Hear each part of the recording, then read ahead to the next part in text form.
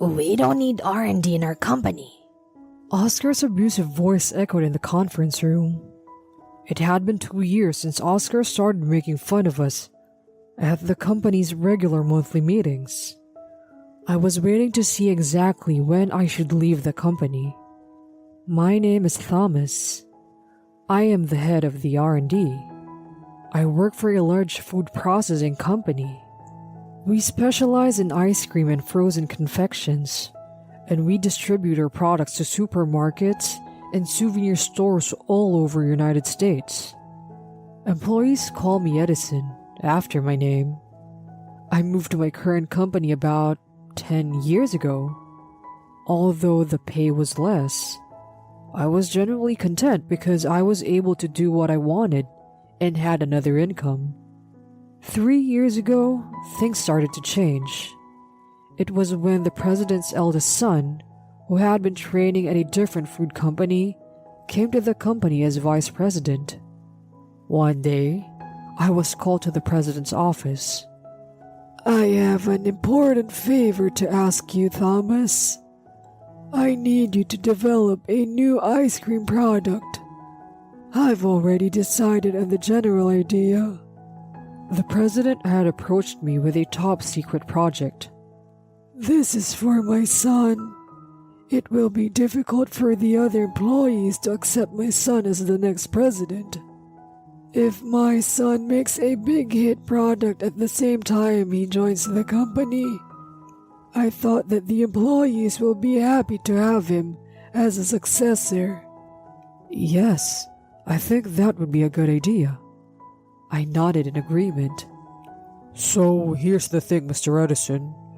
We want to surprise everyone, so please don't tell them it was my idea.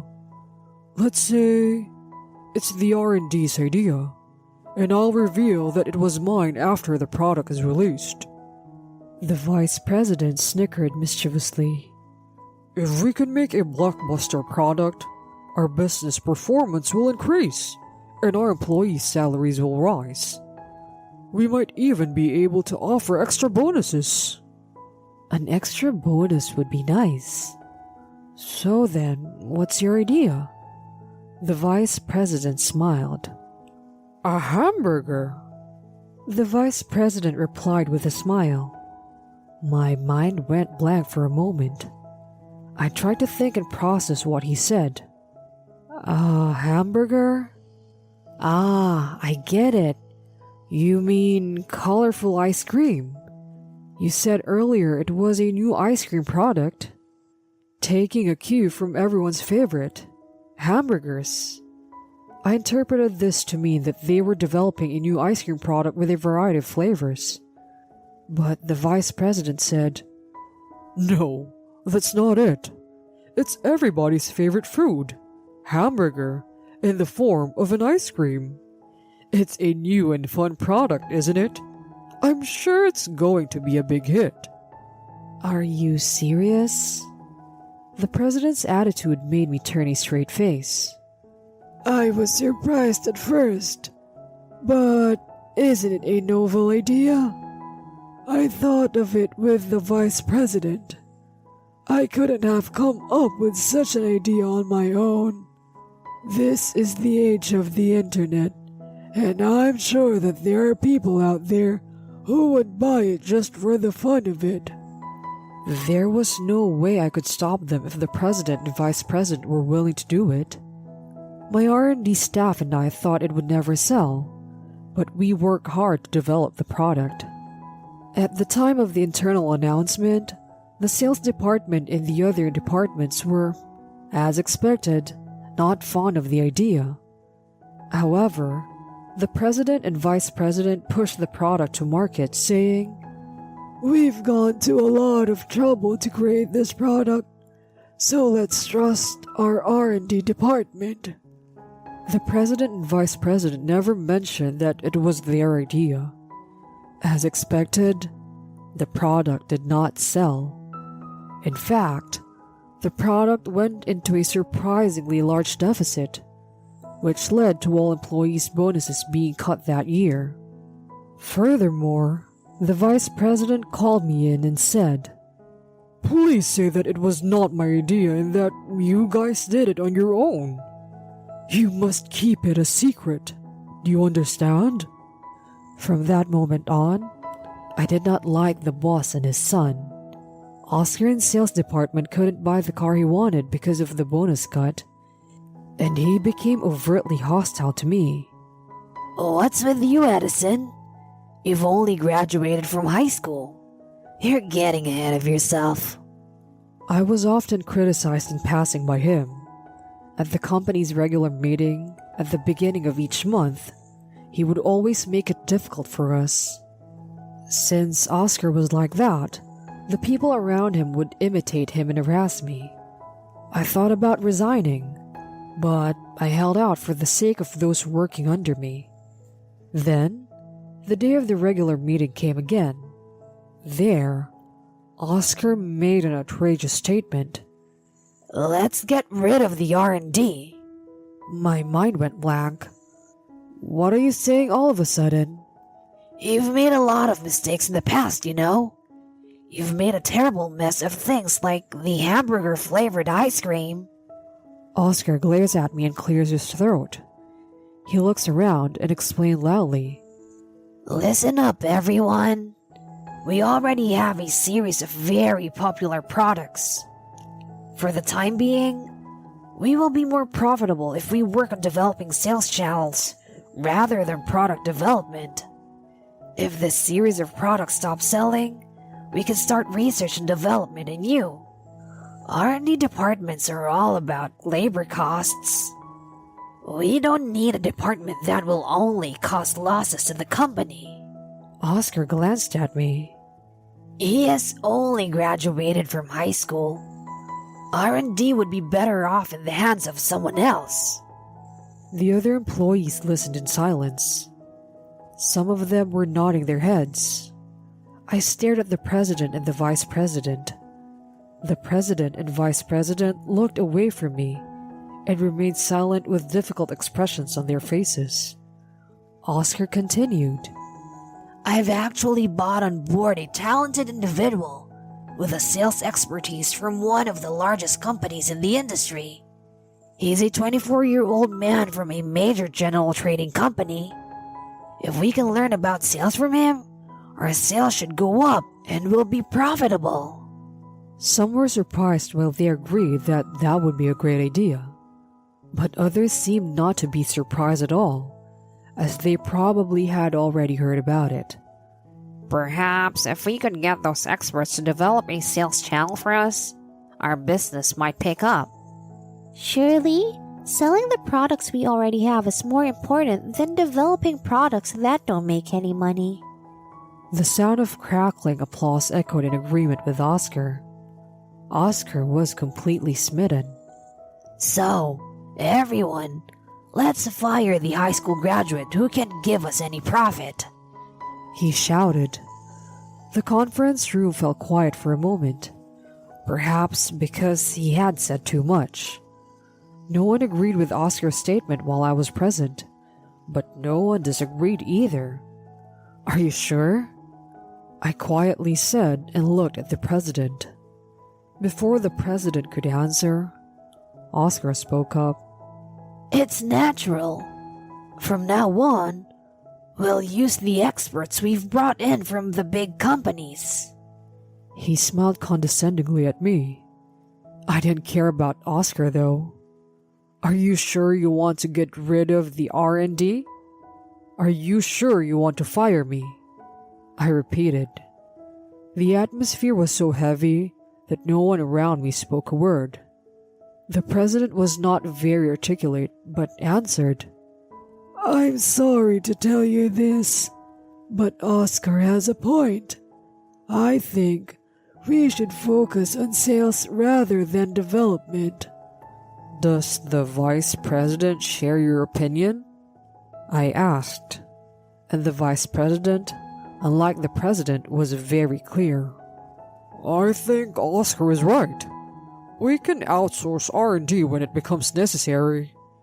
And I think it would be too heavy a burden for a high school graduate like you to take on such an important job as R&D. He looked somewhat relieved. So, the president and vice president have made it clear now. Oscar gave a snickering smile. I was ready for this. I knew that the president and vice president were trying to get rid of me by remaining silent about the hamburger-flavored ice cream. If the president or vice president would cover for me here, I thought I could make things go peacefully. But if they caught me off, I'm not going to give them the time of day. I bowed my head and said, "Thank you very much for all you've done for me." I returned to the R&D office and explained the situation to my coworkers. I told them that I had been fired and that the R&D office itself would cease to exist. Then my coworker said, "I'm quitting." Me too. One after the other. It seems that they also had their own feelings about the president and his son. As I was packing up my things, the Human Resources Department came to call me in. Oscar said I was fired, but Oscar had no authority to do that. The president and vice president talked it over, and I was not dismissed on disciplinary grounds, but rather dismissed for company reasons. It was an abrupt end to a 10-year career. I decided to put into action a plan that I had been contemplating for some time. It was to start my own business. I had always wanted to start my own company. I had been preparing for this for many years and had consulted with lawyers as well. My co-workers said that they wanted to work for my company. My nickname Edison is not just a play on my name. It has another meaning. I am a true inventor. I don't think Oscar, the president, or the vice president know that I hold the patent for the #1 selling product. That's why they can treat me like this. A few months later, I received several calls on my phone from my former company. When I answered the phone, it was the president of the company. "Thomas, or rather, Manager Edison, why did you send me this? I had no idea you had a patent on the product in the first place." The president asked me in a trembling voice. "I have told you about it, and I sent it to you because I wanted you to stop using it," I replied. I had sent a warning letter demanding that they stop using the patent. I was going to be thorough. After deciding to do so, I sought advice from a patent lawyer. I had heard a lot about patent infringement lawsuits, but I did not know how to stop a lawsuit against a non-infringing party. A patent is a kind of right. Since I, the right holder, did not want the patent to be used, I figured there must be a way. I consulted with a lawyer and asked him to draft a letter to send to the president of the company, demanding an injunction against the use of the patent. "I don't want to follow your request. I want to talk to you. Will you come to my office?" "Okay, I'll be on my way." Thus, I came to the company for the first time in 3 months. When I was led into the conference room, the president, vice president, and Oscar were waiting for me. What in the world do you mean by patent rights? Why the hell do you have them? Oscar yells when he sees me. It's exactly what it says in the letter I sent you. I have the patent for the #1 selling product at your company. You can find it in the patent database. I explained in a matter-of-fact manner. When I was a child, I loved biographies of Edison, so it was only natural that I was curious to invent things. But it was rather early on that I realized I didn't have the same inventive talent as Edison. It's obviously not adequate to compare myself to a history-making inventor. So, I changed my mind. I decided to aim for the cracks. At the time, TV shows about new and useful products were all the rage. But I honestly wondered if any of them would sell. The patents were all very different, and some of them were quite plain. For example, the structure of a non-melting packaging for ice cream. There is a big discrepancy between the public's image of inventions and patents, and the actual patents. I have been able to relax my shoulders and invent casually. So I came up with various ideas while attending a technical high school. When I think about it now, I created a lot of weird inventions. I thought to myself that now that I've made it, I might as well patent it. So I made a lot of inventions, and then more and more people applied for patents on them. Of course, there are some patents that don't bring any money at all. Some inventions, however, bring in a large amount of patent fees, like the current #1 selling product. I won the grand prize at an invention competition for students and got a job at a major company. But I could not do research as I wanted at a big company. And even if I made something, all the rights belonged to that company. I wanted to keep the rights for myself. That's why I changed jobs. Only me and my co-workers in the R&D office have access to detailed information about the patents used in our products. And if neither the president nor the vice president checked the patent database, you really couldn't have an idea, did you? It was disappointing to find out that you hadn't looked at any of the specifications or documents I had provided. The president and vice president looked pale. Manager Edison, we didn't know you had the rights to this product. If we can't sell this product, our company will be in trouble. The vice president begs. Incidentally, the top-selling product uses a special bag that prevents melting of specialty ice creams when producing in various regions. I have a patent on the manufacturing process and the structure of the special bag. If I refuse, they will no longer be able to produce it. Please, forgive us. I didn't know you were such a great guy. Please come back. The president begged to me as well. I had told him about my patents 10 years ago when I interviewed for the job, but he seems to have forgotten all about it. It's a little too late for that. I won't be back. I've already started my own business. Oh, by the way, what happened to the experts you hired out of big companies? Are they already working at your company? I said coldly, and Oscar replied, He is scheduled to join the company next month. I smirked at him.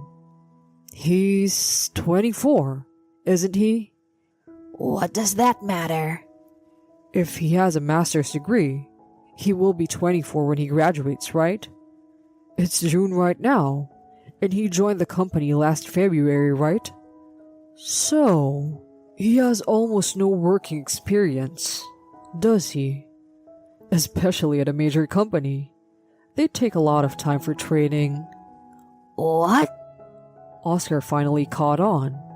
I guess he didn't know after all. He was 24 years old, just graduated, and a newcomer to the company this year. It was the end of March when I heard that you had decided to hire him out of the company. Wasn't it? That means that he must have joined the company in September and immediately started looking for a new job. I wonder how much he learned about the company while he was there. And I wonder how much more he can bring to your company compared to me. I laughed, and Oscar turned pale and fell silent. Maybe neither the president nor the vice president really knew. I know that our company needed the help of Thomas. Please, let us use the patent. The president pleads. He's more serious than before. Then, I suddenly had a good idea. I have a good idea. Mr. President, please tell all the employees about the hamburger ice cream. Then, I'll think about it. What are you talking about? Oscar asked. I glanced at the conference room door. Through the frosted glass in the middle of the door, I could see some figures. I guessed that some curious employees were listening in. It's the hamburger-flavored ice cream. Don't you remember? That wasn't R&D's idea. It was the vice president's idea. We opposed to it until the very end. But in the end, we were framed. I opened the conference room door, exposing myself in a loud voice. A few employees were about to fall over. What? Wasn't it the sole decision of the R&D department? The employees were muttering in surprise, and I felt relieved. The vice president forced us to create the product in order to take credit for it. Then, I was made to take responsibility for the failure. Right, Mr. President? Mr. Vice President? I want an apology. I finally said what I wanted to say for a long time. After that, the president and vice president said in sync, "I am very sorry about what happened," and apologized to me. They promised to pay all the members of the R&D department a nuisance fee. I sent the video of their apology to the co-workers in the R&D department who had to quit, so they must feel better a little. In the end, I decided to let them use the patent. That was because I would get some money for it if I do so. I heard that the expert graduate school graduate that Oscar invited was almost useless. He was so proud of himself, yet had no information on the expertise of a big company, which was expected of him. He even couldn't do his job. They were having a hard time figuring out what to do about him because they couldn't just fire him. As for me, I have no stress because my company is smooth sailing and I can invent whatever I want.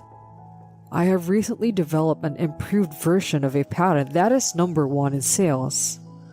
I'm thinking of selling it to my former company's